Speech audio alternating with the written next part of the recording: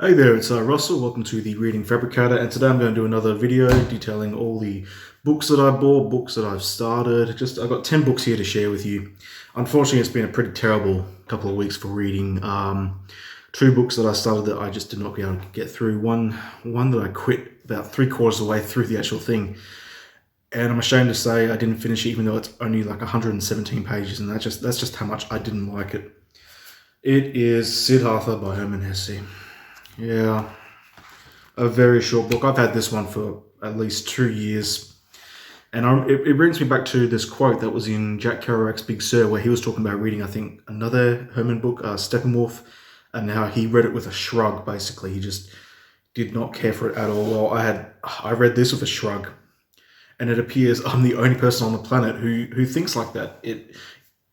Everyone seems to love this book, but I did not fall for it. There was something about it that just did not bring me in any way, shape, or form. I understand the genius that is there. Maybe it's just not for me. Personally, it's just not for me. There's just not much more to say about it. The tale of a man who goes on this years-long pilgrimage to find himself, basically, in India. And it just sounded like something I would absolutely fall for, but unfortunately, I just did not care for it. So, yeah, I did not finish Siddhartha, but I know a lot of fanboys out there are going to hate me for it. So, there, I just said it, but there are parts that interested me. I mean, I was able to get, I think, 80 pages into this book, so I came close to the end. And thinking back on it, I probably should have just finished the book because there was only another 30-ish pages left to go, but I just couldn't bring myself to it. I was looking at it yesterday and thinking, no. And that's the sad thing about it when you're in that mindset with a book like this. If your mind immediately looks to a book that you're about to finish and go, nope, you just know it's just not for you personally. And this book just was not for me. So Siddhartha was a big letdown. But I went on a bit of a shopping spree yesterday. I went to a couple of bookstores and I picked up 3 books. All 3 I'm actually proud that I got. This one here was just recently translated. It's called Beautiful Star by Yukio Mishima. The only other Mishima I've read is, I think it was The Sailor Who Fell from Grace for the Sea, which I actually really like quite a lot. A lot of people have recommended Confessions of a Mask, or Confessions to a Mask, I can't remember which. But, I mean, this one here just sounds absolutely bizarre. I mean, listen to the plot synopsis for this. Beautiful Star is a 1962 tale of family, love, nuclear war, and UFOs, and was the novel Mishima considered to be his masterpiece. That just sounds absolutely weird, but if it's Mishima, it must be good, right? And it's a beautiful cover design as well. I really like the way it's designed from a Penguin classic point of view. Look at that cover. I mean, it's been detailed as sort of like a semi-sci-fi book. And I don't know that much more about it, but I really want to get into reading this. I've got 4 books of him by now, including a short story collection that was also just recently translated, I think, in the last couple of years. But as it stands, the only thing I've read by him is A Sailor Who Fell from Grace of the Sea, which was my introduction to his work. I've really got to get into some more Japanese authors, and I think Kobayashi, or I can't pronounce his name, but who did The Woman in the Dunes, which a lot of people have highly recommended to me. Apparently that's a great book, and as from what I hear, a great movie as well. And then one that I did try was Shusaku Endo's Silence, which Martin Scorsese was a huge fan of, and the edition that I have has an introduction by him. It was adapted into a movie by him, which I actually quite liked, and that's why I picked up the book. I do intend on getting back to that book because I got about 120 pages into it, and once again I put it down, but it wasn't because I hated it. I just have this habit of reading so far into a book and then putting it down. I don't know if anyone else out there has that sort of mindset when it comes to reading as well, where they'll read X amount of pages and then just stop reading it. Not because I hated it, but they just moved on to something else. I still think the biggest failure in my mind is reading half of Anna Karenina and putting it down, despite the fact that I actually really loved it while I was reading it. But as it stands, that is Beautiful Star by Yukio Mishima. The other book that I picked up is a Charles Bukowski book, Hollywood.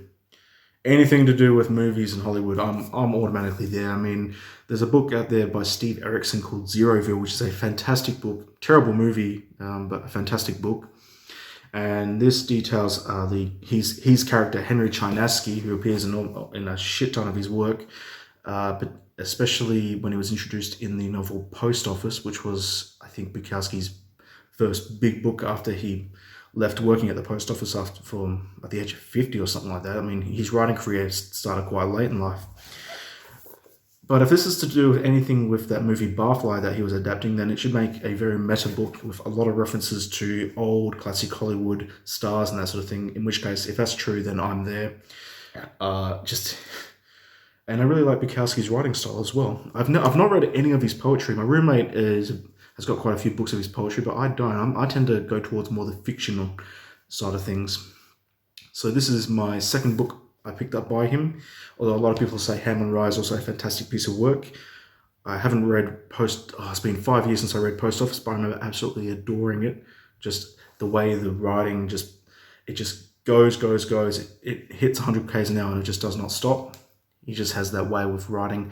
I remember in one interview where he talks about how writing should be bit. Every sentence should be filled with juice that keeps it flowing. And Post Office is certainly filled with that. So I'm a huge fan of it.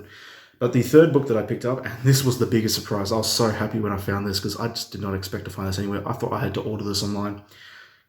The only fiction book released by this guy, Carl Sagan's Contact. I remember watching the movie when I was 14 or something like that and really liking it. I mean, not as a great sci-fi movie, but just a movie of great sci-fi ideas. And this book has been held in high praise by a lot of people. But I can't really say much more about it because I haven't even started reading it yet. I want to get to it quite soon. But I was so happy when I saw this. The moment I saw it, I just went, yep, give me that. I'm really happy to have found this. And I really needed to get back into reading more science fiction books, hence why I picked up Contact and why I picked up Yukio Mishima's Beautiful Star. So my sci-fi knowledge is pretty limited when it comes to fiction work, except for maybe Dune, which I read earlier this year, which I quite liked, and Roadside Picnic last year, which is still probably one of the best, if not the best sci-fi book I've read. Although unfortunately, when it comes to Philip K. Dick, I haven't actually read much by him except for And Do Androids Dream of Electric Sheep, which I think the adaptation Blade Runner is a better movie than the book itself. I think the book was a bit bland, but that's just me talking. Now, given how it's October and a lot of booktubers out there refer to it as Spooktober, I feel I want to get into that atmosphere and just read a couple of horror books. Because again, horror is also another genre along with sci-fi where I do not participate in it as much. But I saw this video earlier today by The Falcon, fantastic booktuber. He's got great taste in books. Go watch his stuff. He did one earlier today on Salem's Lot. If you're a Stephen King fan, then probably steer clear of it because it is a massive critique of the book. But I mean, I really liked it. It's a good review. But it made me want to read one of his books for Spooktober, and that is Stephen King's The Mist. Picked this up not long ago. It's a short novella. Big fan of the movie. I really liked the adaptation of that. And I'm curious to see how the writing style compares because I do agree with a lot of what the booktuber The Falcon has to say about his work. I mean, I'm very mixed on Stephen King in general as well. I don't hold him in as high regard as millions of people do from around the world. And for some strange reason, of the horror I have read, and I haven't read much by him, I'm thinking back to the book Cell. I started reading it back in 2008. Thinking the first 50 pages were brilliant, and they are. It's a brilliant first opening act to that book. Really brutal, really visceral. But then the book just gets progressively worse and worse and worse as it goes along, leading to a pretty bad ending, and I think Stephen King is notorious for not having great endings. But I found that with Stephen King, the books that I actually adhered to, the ones that I liked, were the ones that are not horror. I mean, the one that he did on the JFK assassination was pretty good. I like that one.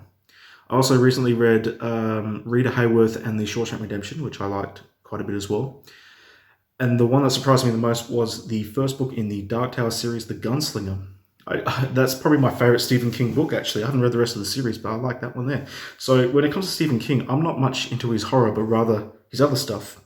And I saw in the bookstore books that were in the crime section, like these almost look like dime store picks, like with traditional covers of crime solving and gumshoes and that sort of thing. And I almost picked that up because I was curious to see how his writing style would transition into a different genre. But I'm a bit hesitant to read this, but I'm going to have to read it because I want to be part of the Spooktober atmosphere. And it is a short read, and I did like the movie, so that is The Mist. Do check out the Falcon's review of Salem's Lot, although be warned, it does get into spoiler territory. It's a fantastic, fantastic review. He did a good job. And then for my other Spooktober one, I wanted to go outside, do a non-fiction horror, and I was thinking of getting a book on, reported alien abductions, things like the Travis Walton story or Incident at Devil's Den, or Whitley Strieber's Communion, which sounds like a fascinating book. I'm really into that whole thing. But then I thought, okay, well, what's scarier than having living monsters that are actually around us, in particular some ones that haven't been caught. Zodiac by Robert Graysmith, a detailed examination on the crimes that happened in San Francisco and the failed investigation into finding the killer. I'm a huge fan of the David Fincher film Zodiac. I still think it's the greatest serial killer film of all time. So I figured, what better way to round out this Spooktober October than by reading a non-fiction horror book, Zodiac. I don't really see many people talking about it, and it looks to be a bit of a dense read, but it's also deals with that theme of obsession. I mean, this was a guy who worked as a cartoonist, and he became absolutely obsessed with the whole investigation process, and I love that idea of it. It just sounds absolutely fascinating. So these are my two Spooktober picks, Zodiac and Stephen King's The Mist. Couldn't be more different, but really looking forward to it. And I want to try and get both of these done before Cormac McCarthy's The Passenger comes out. Which reminds me, The Falcon, if you're watching this, I'm really eagerly waiting for your review on Suttree. I know you're trying to smash out all the Cormac McCarthy books before that release comes out. So if you are doing a Suttree review, I'm seriously looking forward to it. I'm really curious to hear your thoughts on it. So yeah, okay. Waiting for that notification. I've got 4 more books to talk about. This one here is a real outlier. It's The Deep by Rivers Solomon in conjunction with David Diggs, William Hudson, and Jonathan Snipes. And it's an adaptation of a Clipping song. Now, Clipping is a sort of an alternative hip-hop band started by David Diggs, who most people would know from Hamilton. I don't know much more about this book other than that. Another small read. The description alone, Yetu holds the memories for her people, water-dwelling descendants of pregnant African slave women thrown overboard by slave owners who live idyllic lives in the deep. That's something I don't normally read, so I'm curious to see how I go about reading this one here. That'll be very interesting.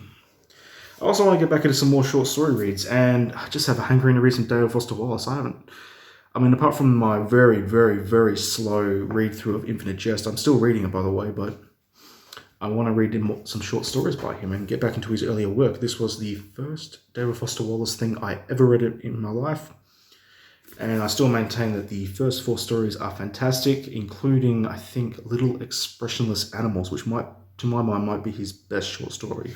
Don't hold me to that because I haven't reread it, but at the time I thought it was fantastic.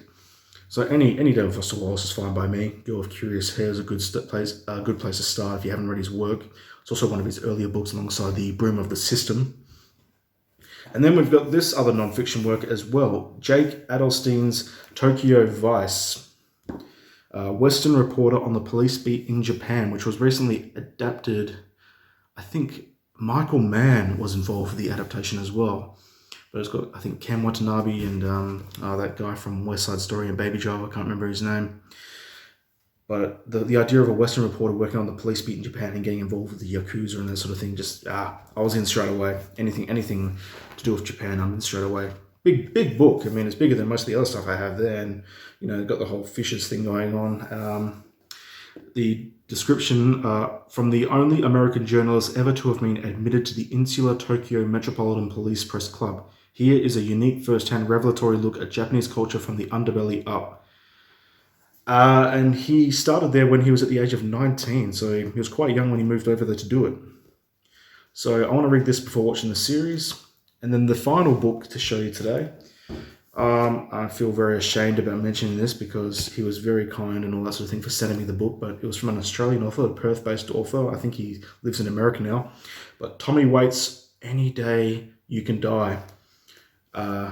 It's a very, very dense book. I mean, it's only 300 or so pages, but very thick. And he was kind enough to inscribe it for me. Now, it's one of only 2 books I've got which are autographed.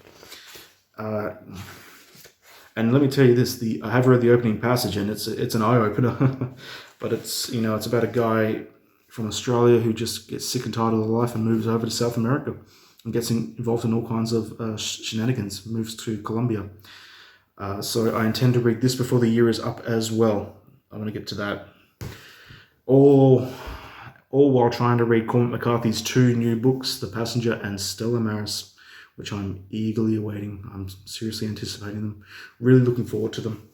So that is the 10 books I'm going to show you. It's been a very slow couple of weeks, but I'm going to get back into it. I'm going to start Stephen King's The Mist today. Thank you very much for watching, and see you next time. All the best.